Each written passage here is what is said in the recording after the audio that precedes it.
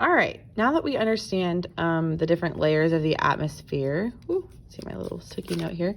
Now that we understand the different layers of the atmosphere and we have them in our notes, what we're gonna do today is we're going to actually draw our own diagram, and then I'll show you how we're gonna put it into our binders to go with our notes, okay? So you're gonna wanna grab a sheet of notebook paper. Hopefully you have this in the front of your binder if you organize your binder correctly. And we're going to start at the very bottom of the page. Okay, we're going to draw, again, it's not like we're, artists or anything. So we're just gonna kind of do the best we can. It's not gonna be perfect, and that's totally fine, okay? All right, so we have the Earth. I like to add a little color so that it is A, more fun to look at, but B, in my opinion, it makes it easier to study when it looks better. Plus, who doesn't love to color? Okay, so we have the land,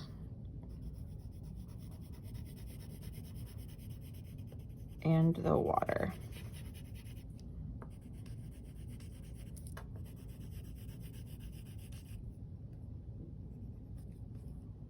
We don't do a whole lot of coloring in science, so I try to mix it in where I can. Okay, so here's the surface of the Earth, okay? The first layer of the atmosphere that we talked about is the troposphere, okay? We know that in comparison to all the other layers, it's pretty skinny, so we're gonna make it about maybe that big. Okay, then we're going to label this the troposphere. Okay, so we talked about a couple of things that happen in the troposphere. One of the things we mentioned, and one of the most important ones for us, is this is where the people, aka us, human beings, live. So we're gonna draw some people on the land here. My pen does not want to work on the colored pencil. Okay, so this is where people live. Okay, it's the most important layer for us because without it, we would be dead. Okay, we also mentioned this is where weather happens. Okay, so our little key for that is going to be these clouds. We'll draw some raindrops. Again, it's not gonna show up on my colored pencil, I guess. Okay, so my last video cut off a little bit, but this is where people live, weather happens. And then the last thing we're going to include in this section of the atmosphere is this is where planes fly. Now it's very difficult to draw a plane, so don't judge. You would think after 5 years of teaching this, I would get better at drawing a plane, but it's very tough, I tell you. All right, maybe you can kind of tell what that is. Okay, so this is also where planes fly. Now, you may be thinking, Ms. Sorsling, you said that was the stratosphere. Well, that's where jets fly. Jets are a little bit different than planes, but like commercial airlines that you would, hop on a plane and travel to, I don't know, South Dakota or something, you would fly in the troposphere. So, next layer of the atmosphere we're going to add is the stratosphere. Another thin layer. Stratosphere. Okay. In the stratosphere, there were 3 characteristics that we mentioned. The first one that I told you about is the one that environmentalists and people that are concerned about global warming and car exhaust emissions and things like that. That is the ozone layer, and I'm looking for it. Here it is. Okay. So the ozone layer is, I just draw it as like a little thin purple line. You can't actually see it, right? It's pretty much invisible. It's just a layer of special gases. But it is located in the stratosphere. Very important for helping protect us against some of the harmful rays of the sun. The ozone layer. Okay, that was one characteristic of the stratosphere. The next thing we talked about was the jet stream. Okay, We said the jet stream is like a kind of a current of winds, almost like a strong current in a river that would push a certain section a little bit faster.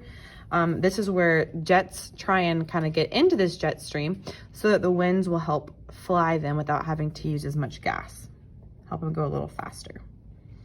So the jet stream is in the stratosphere. And then the last thing we talked about was this is where we send weather balloons. Okay, so I'm going to draw almost like a hot air balloon type looking thing. Okay, this is where we send weather balloons to gather information about the conditions of the atmosphere, how much water there is, what the temperature of the air is, the air pressure, etc., to help us predict what the weather will be like in the coming days. So this is where we send the weather balloon. Okay. So your paper should look just like mine at this point. Maybe your drawings look a little different, and that's okay. But now we're going to add the third layer of the atmosphere. So we have the troposphere, the stratosphere. Then the next one we have is a little bit thicker. It's not the biggest, but it's still a little bit bigger than the other two. This is the mesosphere. Okay. So again, like I mentioned in the notes, before this on the atmosphere, as you go up and further away from the surface of the earth, the amount of air in each layer gets less and less, but there is still something there, right? So the main characteristic of the mesosphere that we talked about is this is where we see the shooting stars. Okay, so these are where objects enter into the atmosphere of the earth. They get pulled by gravity, and as they start racing towards the earth, they get almost like a magnet. The closer you get to the surface of the earth, the harder the pull is. So they're getting pulled. Now they're being pulled so fast that in the mesosphere, they're rubbing up against those air molecules, creating friction, like we talked about. Okay. So these asteroids, or meteors, as you would call them, okay, because of the friction, they begin to catch on fire. I'm drawing here, it looks like comets, or not comets, like a flaming ball or something.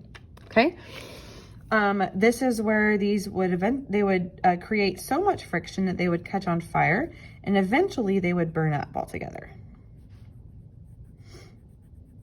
Okay, so I'm coloring my flames here, kind of red on the outside, and then I'm going to go back and add some orange on the inside, because fire isn't really red. It's not really orange either. It's more like yellowish, whitish, but that at least makes us think of fire at least. Okay, so this is where we see the shooting stars. Okay, so we have troposphere, stratosphere, mesosphere. Next layer we're going to add is the thickest layer, so we're going to make it a little bit bigger.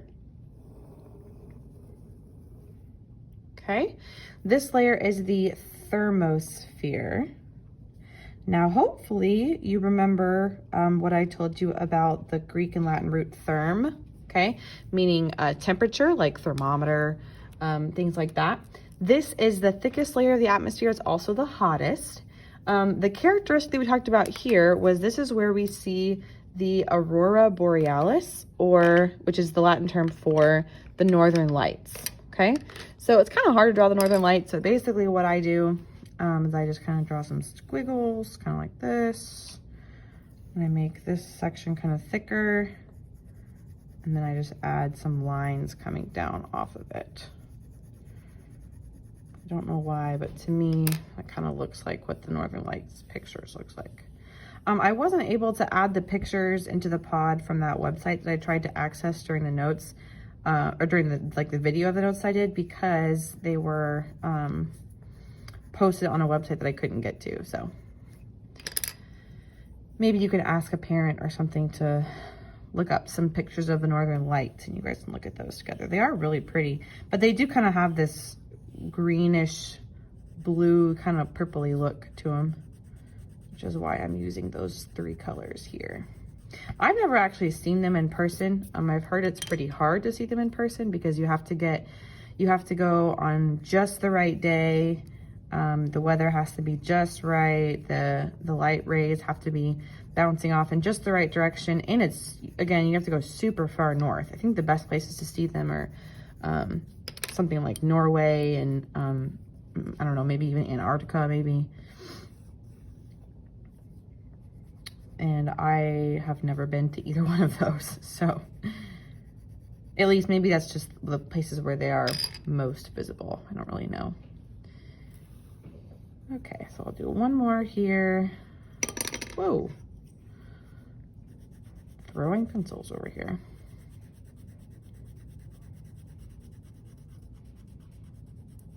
All right. And then I'm going to put both names. So I'm going to write Aurora Borealis, which is the Latin term, what we commonly call the Northern Lights. Okay, so that's the characteristic of the thermosphere. And then the last thing we have to add is the very last layer,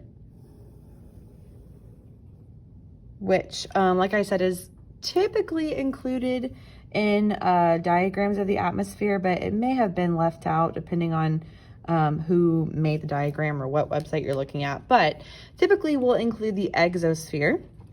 This is the last layer before you exit the atmosphere into space.